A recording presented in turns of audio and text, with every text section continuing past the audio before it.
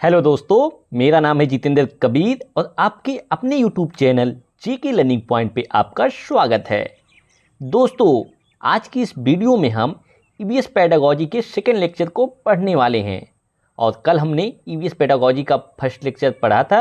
अगर उस वीडियो को अभी तक आपने नहीं देखा है तो डिस्क्रिप्शन में उसकी प्लेलिस्ट का लिंक है, उसको भी आप देख लीजिए।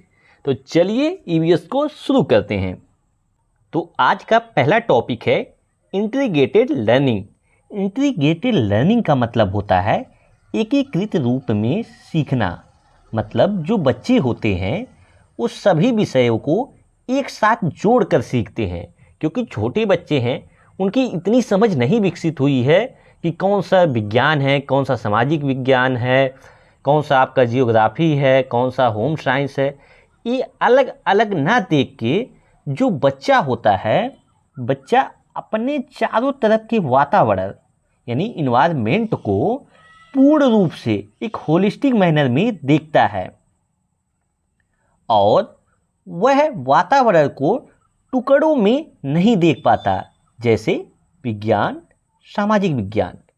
इसका अर्थ यह है कि जो बच्चा है, मान लीजिए कहीं पे अगर वो नदी बहते देख रहा है, कहीं पे कोई पहाड़ देख रहा है, तो ये नहीं कहेगा कि देखिए ये जियोग्राफी है। उसके लिए वो मात्र एक वातावरण का हिस्सा है। और अगर कहीं पे कोई प्रयोग हो रहा है, विज्ञान का कोई प्रयोग हो रहा है, तो वो ये नहीं कहेगा कि ये साइंस है या ये फिजिक्स का प्रयोग हो रहा है। उसके लिए वो उसके जो है इन्वायरमेंट का एक हिस्सा है। वो चीज़ों को होल में, चीज़ों को पूरा जो है समग्र रूप से देखता है, न कि जो है टुकड़ों में जो देख पाता है कि ये जो आपका साइंस का पार्ट है, ये सोशल साइंस का पार्ट है, ये ज्योग्राफी का पार्ट है। ऐसी जो है टुकड़ों में वो नहीं देख पाता। वो सिर्फ ये देखता है कि ये चीज़ उसके वातावरण यानी उसके इन्वायरमेंट का हिस्सा है। जब हम अलग अलग विषयों को एक साथ जोड़ के एक साथ पढ़ते हैं, उसी को हम एकीकृत अधिगम या इंटीग्रेटेड लर्निंग कहते हैं। तो चलिए बढ़ते हैं आगे। अगला पॉइंट है, इसीलिए पर्यावरण अध्ययन यानी ईवीएस में कक्षा 3 से कक्षा 5 तक विज्ञान, सामाजिक विज्ञान और पर्यावरण शिक्षा के मुद्दों को एकीकृत यानी इंटीग्रेटेड रूप में एक ही विषय में दिया गया है। जो आपकी कक्षा 3 से लेकर कक्षा 5 तक की ईवीएस की बुक है, उसमें आपका जो विज्ञान के टॉपिक्स हैं उसको भी दिया गया है, सामाजिक विज्ञान के टॉपिक्स हैं उसको भी दिया गया है, पर्यावरण शिक्षा के जो टॉपिक्स है उसको भी जो है, तीनों को एक साथ जो है एक ही बुक में दिया गया है, इंटीग्रेटेड रूप में, एकीकृत रूप में। जब हम एनसीईआरटी की समरी पढ़ेंगे तो वहाँ पे आप लोग देखेंगे कि वहाँ पे तीनों विषयों के मुद्दों को एक साथ दिखाया गया है, जहाँ पे विज्ञान का भी जो है प्रयोग दिखाए गए हैं, सामाजिक विज्ञान की भी चीज़ें हैं और पर्यावरण की भी चीज़ें हैं। तो आगे एनसीईआरटी की समरी जब पढ़ा जाएगा तो आपको वो सारी चीज़ें देखने को मिलेंगी। और साथ में यह जो विषय है, जो ईवीएस विषय है, ये कक्षा 1 और 2 के लिए नहीं है, लेकिन जो पर्यावरण संबंधित मुद्दे हैं और जो इनकी अवधारणाएं हैं, मतलब जो ईवीएस की इशूज और कॉन्सेप्ट हैं, इनको जो लैंग्वेज की बुक है, जो भाषा की बुक है और गणित की बुक है, इसी में ही इसको उसी के संदर्भ में जोड़ के दिया गया है। जैसे मान लीजिए कोई कविता दी गई है चांद के ऊपर, तो अगर चांद के ऊपर कोई कविता दी गई है तो उसमें आपका साइंस का भी पोर्शन कवर हो रहा है, जियोग्राफी का भी कवर हो जा रहा है, और साथ में जो है कविता जो है आप भाषा के थ्रू सीख ही रहे हैं। गणित में भी इसी तरह आपके ईवीएस के मुद्दे को जो है दिया गया है। तो कक्षा 1 और 2 में ईवीएस की बुक नहीं है। ऐसा इसलिए नहीं है क्योंकि भाषा और जो आपकी गणित है उसी में ही इनके मुद्दों को दे दिया गया है। बाकी आपके जो कक्षा 3 से लेकर 5 तक की जो ईवीएस है, उसमें आपका एकीकृत रूप में विज्ञान, सामाजिक विज्ञान और आपका ये इन्वायरमेंट जो है, इसके जो है मुद्दे एक साथ जो है एक ही बुक में दिए गए हैं। तो चलिए इससे रिलेटेड एक क्वेश्चन को देखते हैं कि अब तक आपकी कितनी समझ बन गई है। तो क्वेश्चन है, एनसीएफ 2005 ने कक्षा 1 और 2 के लिए ईवीएस के लिए किसी भी निर्धारित पाठ्यक्रम और पाठ्य पुस्तक की सिफारिश नहीं की है। इसका सबसे उचित कारण है। मतलब क्वेश्चन यह कह रहा है कि जो एनसीएफ 2005 है उसने कक्षा 1 और कक्षा 2 के लिए ईवीएस की कोई अलग से बुक नहीं निर्धारित की है। ऐसा क्यों किया गया है? तो चलिए इसके ऑप्शंस को देखते हैं। ऑप्शन नंबर ए है पाठ्यक्रम के भार को कम करने के लिए। तो देखिए कहीं पर भी ऐसा हम लोगों ने नहीं पढ़ा है कि एनसीएफ इस वजह से जो है एक कक्षा 1 और 2 के लिए किताब नहीं सेपरेट रूप से ईवीएस की निर्धारित किया है कि ताकि पाठ्यक्रम का भार कम हो। कहीं भी आपको जो है ऐसा जो है शिक्षा का कोई मतलब नहीं होता है कि जहाँ पे आपको जो है वर्कलोड भार जो है कम करने के लिए शिक्षा दी जाती है। तो ये ऑप्शन आपका गलत हो गया। ऑप्शन नंबर बी है ईवीएस केवल कक्षा 3 के लिए है। नहीं, ऐसा भी नहीं है। अभी हम लोगों ने पढ़ा है कि जो ईवीएस है वो आपके भाषा और गणित के माध्यम से कक्षा 1 और 2 में भी पढ़ाई जा रही है। उसके जो इशूज हैं, उसके जो कॉन्सेप्ट हैं, उससे रिलेटेड जो मुद्दे हैं वो भाषा और गणित के माध्यम से दिए जा रहे हैं। तो ईवीएस केवल कक्षा 3 के ही लिए ऐसा ये भी नहीं है। ये भी ऑप्शन आपका गलत है। ऑप्शन नंबर सी है कक्षा 1 और 2 के शिक्षार्थी पढ़ और लिख नहीं सकते। तो ये भी ऑप्शन गलत है, क्योंकि जैसे ही बच्चे स्कूल में आ रहे हैं वो पढ़ना लिखना ही तो सीख रहे हैं और कक्षा 2 तक जाते जाते बच्चों को जो है किताबें पढ़ने आ जाती हैं। तो इसलिए ये भी ऑप्शन गलत हो जा रहा है। बच रहा है आखिरी ऑप्शन कि ऐसा इसलिए किया जाता है to provide a contextual learning environment. मतलब बच्चों के लिए एक प्रासंगिक शिक्षण वातावरण प्रदान करने के लिए ही ऐसा किया गया है। तो आपको बता दें कि जो कक्षा 1 और 2 है उसमें अभी हम लोगों ने पढ़ा है कि वो जो ईवीएस के कॉन्सेप्ट हैं, इशू हैं, उससे रिलेटेड मुद्दे हैं, उसको भाषा और गणित में दे दिया गया है ताकि बच्चा उसी के प्रसंग में भाषा और गणित के संदर्भ में जोड़ के उसी के कॉन्टेक्स्ट में चीज़ों को सीखे। तो इसी वजह से आपका कक्षा 1 और 2 के लिए ईवीएस की कोई अलग से किताब नहीं दी गई है। तो इस क्वेश्चन के लिए ऑप्शन नंबर डी यहाँ पे सही है। बढ़ते हैं अगले क्वेश्चन पे। अगला क्वेश्चन आपके सामने है in EVS concepts and issues have not been compartmentalised into science and social science why. मतलब ये क्वेश्चन यह कह रहा है कि जो ईवीएस है उसमें जो आपके कॉन्सेप्ट हैं, जो अवधारणाएं हैं और जो ईवीएस के मुद्दे हैं उसको विज्ञान और सामाजिक विज्ञान में तोड़कर क्यों नहीं दिया गया है, अलग अलग से जो है विज्ञान और सामाजिक विज्ञान के रूप में क्यों नहीं दिया गया है। आखिर ऐसा क्यों किया गया है, यही हम लोग को इस ऑप्शन में से ढूंढना है। तो चलिए ऑप्शंस को देखते हैं। तो ऑप्शन नंबर ए है बच्चा समग्र रूप से अपने परिवेश को देखता है। ऑप्शन नंबर बी है यह एक अच्छी शिक्षण रणनीति है। और ऑप्शन नंबर सी है यह सिलेबस लोड कम करने के लिए है। और ऑप्शन नंबर डी है ईवीएस के सिलेबस को सीबीएसई द्वारा निर्धारित किया गया है। तो कई लोग सोचेंगे कि यहाँ पे ऑप्शन नंबर डी सही है। तो आपको बता दें कि सीबीएसई ने सच में सीबीएसई ने ही जो है ईवीएस के सिलेबस को निर्धारित किया है। लेकिन इसको अगर निर्धारित किया है तो इसके पीछे कोई रीजन होगा। ये तो सबको पता है कि ऐसा किया गया है, तो कोई ना कोई कारण होगा। तो ये ऑप्शन गलत हो जाता है, क्योंकि किस कारण से सीबीएसई ने ऐसा किया है वो अदर ऑप्शंस में देखते हैं। ऑप्शन नंबर सी क्या है, यह सिलेबस के लोड को कम करने के लिए। तो कभी भी हम जो है बच्चे के लोड भार इन सब को कम करने की बात जो है सिलेबस को कम नहीं किया जाता है इन सब के लिए। ऑप्शन नंबर बी है यह एक अच्छी शिक्षण रणनीति है। तो ये भी कोई बात नहीं हुई, ये भी ऑप्शन गलत है। तो बचता है ऑप्शन नंबर ए। अभी हम लोगों ने पढ़ा है कि the child looks at his her environment in holistic manner. मतलब जो बच्चा है वो अपने वातावरण को समग्र रूप में देखता है, इंटीग्रेटेड रूप में देखता है, अपने जो परिवेश है उसको जो है तोड़ के टुकड़ों में नहीं तोड़ पाता है, वो एक साथ देखता है।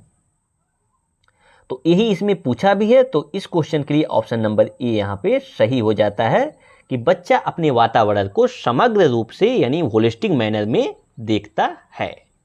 बढ़ते हैं अगले टॉपिक पे। अगला टॉपिक है, पॉइंट है कि सिर्फ जो आपकी किताबें हैं वो एकमात्र ज्ञान का साधन नहीं है।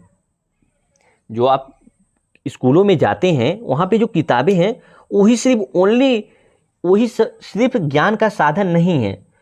वो जो किताबें होती हैं वो बहुत सारे संसाधनों में से, बहुत सारे रिसोर्सेज में से एक संसाधन है।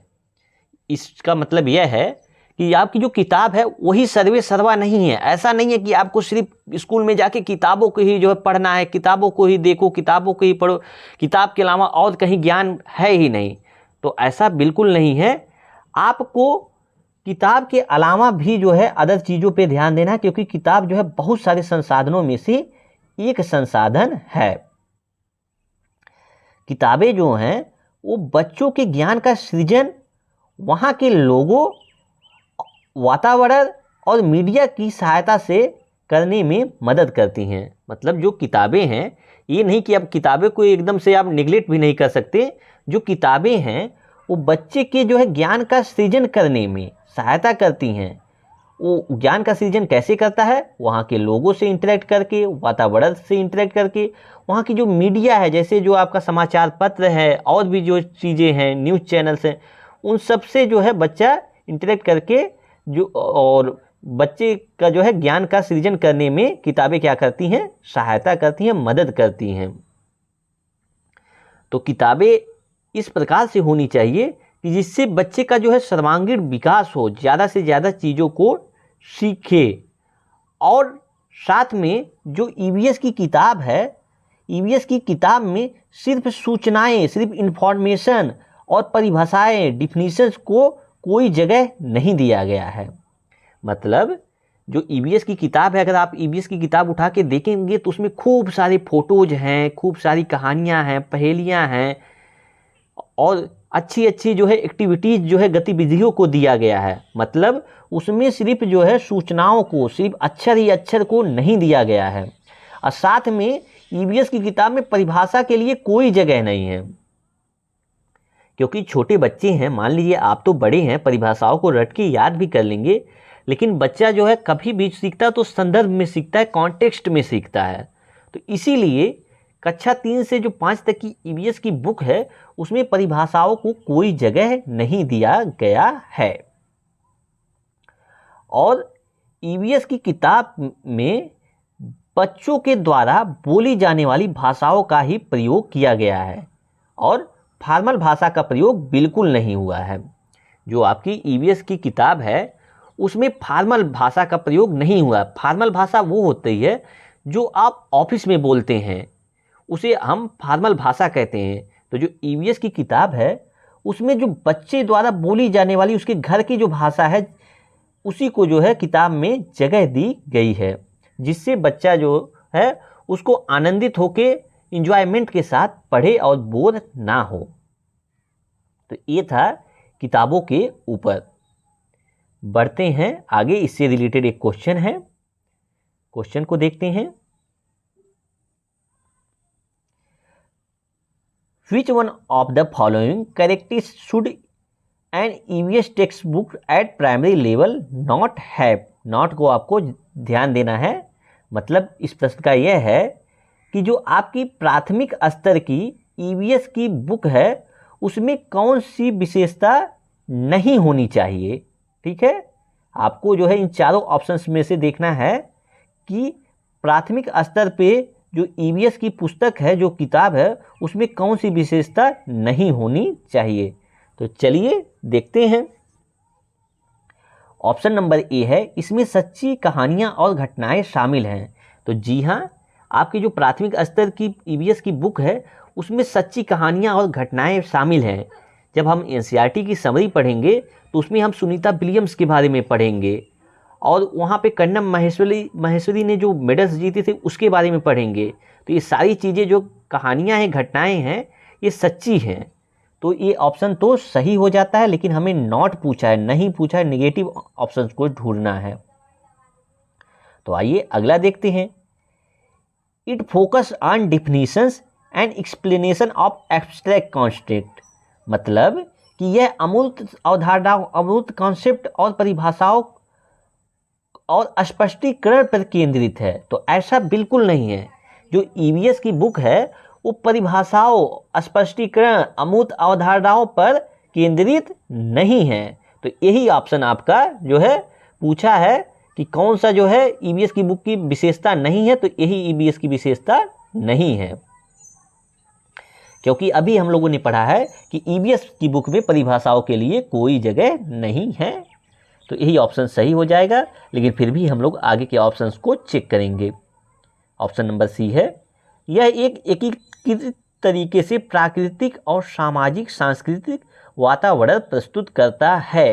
तो जी हाँ, ये ऑप्शन बिल्कुल सही है कि जो ईवीएस की बुक है वो इंटीग्रेटेड मैनर में आपका जो नेचुरल, प्राकृतिक तरीके से जो सामाजिक सांस्कृतिक वातावरण है उसको प्रस्तुत करता है। तो ये ऑप्शन जो है पॉजिटिव है। और यहाँ पे आपका नेगेटिव ऑप्शन पूछा था, तो यहाँ पे ये भी आपका ऑप्शन सही है, लेकिन यहाँ पूछा नहीं है, तो ऑप्शन नंबर बी यहाँ पे सही है। डी ऑप्शन को भी देख लेते हैं। यह छात्रों की विविध पृष्ठभूमि को पूरा करता है। तो जी हाँ, ईवीएस की जो बुक है वो विविध पृष्ठभूमि, मतलब अलग अलग बैकग्राउंड से आने वाले छात्रों के बारे में ईवीएस की बुक है। जब हम लोग ईवीएस का एनसीईआरटी समरी पढ़ेंगे तो वहाँ पे देखेंगे कहीं लद्दाख की कहानी है, तो कहीं जो है आपकी तमिलनाडु की कहानी है, तो कहीं बिहार की कहानी है, अलग अलग राज्यों के बारे में कहानी है, मतलब विविध पृष्ठभूमि के छात्रों के बारे में है। तो यहाँ पे इस क्वेश्चन के लिए ऑप्शन नंबर बी सही है। बढ़ते हैं आगे। अगला क्वेश्चन है आपके सामने, Which one of the following is not true with respect to EVS? मतलब ये जो चारों ऑप्शंस दिए गए हैं EVS के संबंध में कौन सा ऑप्शन सही नहीं है, सच नहीं है। तो चलिए ऑप्शंस को देखते हैं। ऑप्शन नंबर ए है, EVS बाल केंद्रित शिक्षा पर आधारित है। तो जी हाँ, EVS जो आपकी सब्जेक्ट है वो चाइल्ड सेंटर्ड लर्निंग पर एकदम बेस है, इसी पर आधारित है। और यहाँ पे पूछा नहीं है, तो हमको नेगेटिव वाला देखना है। जब आप परीक्षा में बैठेंगे तो इस नॉट को, अगर नॉट रहे तो उसको बहुत ध्यान से पढ़िएगा, क्योंकि कई बार जल्दबाजी में आते हुए क्वेश्चन को हम नॉट को ना देखने की वजह से गलत कर जाते हैं। तो आगे जो है ऑप्शन नंबर बी है, ईवीएस शिक्षार्थियों को अपने वातावरण का पता लगाने में के लिए अवसर प्रदान करता है। तो ये बिल्कुल सही है कि ईवीएस जो होता है वो अपने विद्यार्थियों को यह मौका देता है कि वो अपने वातावरण, अपने इन्वायरमेंट को एक्सप्लोर कर सकें, ज़्यादा से ज़्यादा खोज करें, अन्वेषण करें। तो ये ऑप्शन भी पॉजिटिव है, लेकिन यहाँ पे पूछा नेगेटिव है। तो चलिए अगला ऑप्शन को चेक करते हैं। ईवीएस विवरण और परिभाषाओं पर जोर देता है। जी हाँ, यही मिल गया। ईवीएस कभी भी आपका परिभाषाओं पर जोर नहीं देता है। हमने तो यहाँ तक पढ़ा है कि ईवीएस की टेक्स्ट बुक में परिभाषाओं के लिए कोई जगह ही नहीं है। अगला ऑप्शन भी देख लेते हैं। ईवीएस की प्रकृति एकीकृत है। तो ये तो हम लोगों ने पढ़ा ही है कि जो ईवीएस है उसमें इंटीग्रेटेड रूप में आपका साइंस, सोशल साइंस, सारी चीज़ें एक ही विषय में एकीकृत रूप से पढ़ाई जाती हैं। तो चलिए आगे बढ़ते हैं। अगला टॉपिक है लेसर द बर्डन, मतलब बोझ को कम करना। लेसर द बर्डन मतलब बोझ को कम करने की सिफारिश यशपाल समिति ने की थी। उसने कहा था कि आज के टाइम पे जो बच्चे हैं, बच्चों से बड़े उनका जो बस्ता है, उनका जो बैग है वो बच्चों से बड़ा हो गया है। तो यशपाल समिति ने बच्चे के जो बैग का भार है उसे कम करने के लिए सिफारिश की थी। तो उसी से रिलेटेड ये है। तो चलिए आगे बढ़ते हैं। बच्चों का जो डेली का टाइम टेबल है वो नम्य होना चाहिए, फ्लेक्सिबल होना चाहिए, जिससे उचित शिक्षण हो सके और बच्चों का सर्वांगीण विकास हो। मतलब यह है कि बच्चों का जो डेली टाइम टेबल है वो एकदम फिक्स नहीं होना चाहिए, रिजिड नहीं होना चाहिए, वो एकदम नम्य होना चाहिए, फ्लेक्सिबल होना चाहिए। डेली जो है कुछ न कुछ नई नई गतिविधियाँ होनी चाहिए। कभी जो है वो लोग पढ़ रहे हैं, तो कभी खेल रहे हैं, तो कभी पहेलियाँ हो रही हैं, तो कभी कोई और एक्स्ट्रा करिकुलर हो रहा है, तो कभी फील्ड ट्रिप पे ले जा रहे हैं। मतलब डेली के टाइम टेबल में अगर अलग अलग जो है एक्टिविटीज़ रहेंगी तो बच्चा जो है पढ़ाई को एंजॉय करेगा और अच्छे से सीखेगा, और शिक्षा प्रक्रिया तब जाके आपका सफल होगी और बच्चे का जो है होलिस्टिक सर्वांगीण विकास होगा। बढ़ते हैं आगे। शिक्षण और मूल्यांकन की प्रभाविकता वर्तमान किताब की उपयोगिता को सिद्ध करेगी और बच्चे स्कूल में अच्छा महसूस करेंगे। अब तक तो हम लोगों ने किताबों के बारे में पढ़ा। अगर मान लीजिए किताबें बहुत अच्छी हैं, लेकिन अगर शिक्षण और मूल्यांकन प्रक्रिया ना अच्छी हो तो भी ये तो है नहीं कि किताबें ही अपने आप से बच्चों से बोलेंगी। तो इसलिए जो किताबें उसको पढ़ाने का जो तरीका है वो भी बहुत ही अच्छा होना चाहिए। और अगर उसको पढ़ा दिया गया है बच्चों को, तो जो पढ़ाया गया है उसको जो मूल्यांकन, उसका जो आकलन है वो भी आपका जो है सतत रूप से, कंटिन्यूअस रूप से, डेली बेस पे बच्चों का मूल्यांकन होना चाहिए। उसी से आपका जो वर्तमान टाइम में, जो प्रेजेंट टाइम में जो किताब चल रही है वो जाके उपयोगी सिद्ध होगी। अगर आप डेली बेसिस पे बच्चों का मूल्यांकन आकलन करते रहेंगे तो जो बच्चों को सीखने में जहाँ पे कठिनाई होगी, जहाँ पे कमी होगी, वहाँ पे आप सुधार करके आगे की शिक्षा देंगे। और अगर बच्चों का जो हर तरीके से आप जो है सपोर्ट करेंगे शिक्षण और मूल्यांकन प्रोसेस में भी, तो बच्चे स्कूल में क्या करेंगे, अच्छा महसूस करेंगे, पॉजिटिव महसूस करेंगे, और एक जो है लर्निंग वाला एक कंड्यूसिव इन्वायरमेंट क्रिएट होगा जिससे बच्चे ज़्यादा से ज़्यादा सीखेंगे। तो अगला टॉपिक है आपके सामने, बच्चों को उचित चिंतन, छोटे बच्चे जो हैं उसको उच्च चिंतन का मौका मिलना चाहिए। साथ में सोचने का भी, उनको कुछ टॉपिक्स दे दो, तो उनको जो बोल दो कि जैसे कोई टॉपिक आप दे दिए कि आप पानी को कैसे इकट्ठा कर सकते हैं और पानी इकट्ठा करने का जो है क्या क्या जो है फ़ायदे हो सकते हैं, तो उनको उच्च चिंतन और सोचने का मौका देना चाहिए। साथ में बच्चों को छोटे समूह में चर्चा करने की भी मौके देने चाहिए। मतलब जो बच्चे हैं उनको स्मॉल ग्रुप्स में बिठाकर कोई जो है ग्रुप डिस्कशन की टॉपिक देके उनको ग्रुप डिस्कशन कराना चाहिए। इससे ये होगा कि अगर वो जो है ग्रुप डिस्कशन करेंगे, समूह चर्चा करेंगे, तो उनको जो है नई नई चीज़ों के बारे में पता चलेगा। साथ में अपना मौखिक अभिव्यक्ति का कौशल का विकास होगा, सुनने का भी कौशल का विकास होगा और नई नई सूचनाएं भी मिलेंगी। और साथ ही आपको अनुभव वाली गतिविधियों के अवसर देना है। मतलब ऐसी एक्टिविटीज़ कराना है जिससे बच्चों को अनुभव मिले।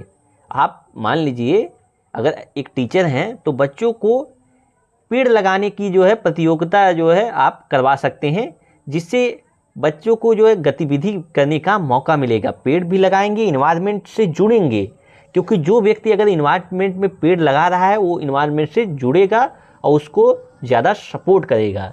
तो आपको बच्चों को सारे जो है मौके देना चाहिए कि जिससे वो चिंतन कर सके, ग्रुप डिस्कशंस कर सके, और ऐसी एक्टिविटीज़ कराइए, ऐसी गतिविधियाँ कराइए कि जिससे उनको ज़्यादा से ज़्यादा अनुभव मिले।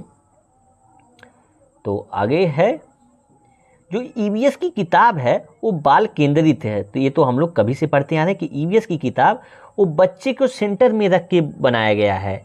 ईवीएस की जो किताब है इस हिसाब से डिज़ाइन किया है एनसीईआरटी ने कि बच्चा ज़्यादा से ज़्यादा सीखे, उसको जो है बोरियत ना महसूस हो और वो अच्छे से जो है एक्सप्लोर कर पाए, ज़्यादा से ज़्यादा नॉलेज को गेन कर पाए। और इसीलिए यह बच्चे को ज़्यादा से ज़्यादा अन्वेषण मतलब खोज करने का मौका देती है। ईवीएस की जो आपकी किताब है, कल हम लोगों ने पढ़ा था कि की क्वेश्चन से शुरू होती हैं, और जब की क्वेश्चन से शुरू होगा मतलब अगर कोई चैप्टर शुरू हो रहा है तो उसमें ये रहता है कि ये चीज़ हुआ तो क्यों हुआ, कैसे हुआ, कहाँ हुआ, ये सारे की क्वेश्चन पहले ही डाल दिए जाते हैं जिससे आपका उस चैप्टर में इंटरेस्ट बन जाए और बच्चे ज़्यादा से ज़्यादा सोच सके। और उसके बाद जब वो चैप्टर्स को पढ़ते हैं तो इस हिसाब से डिज़ाइन है कि जो है आगे उसके बारे में ज़्यादा से ज़्यादा एक्सप्लोर करें, अन्वेषण करें, खोज करने का मौका देती है। और साथ में जो प्रेजेंट बुक है वो रटने पर रोक लगाती है।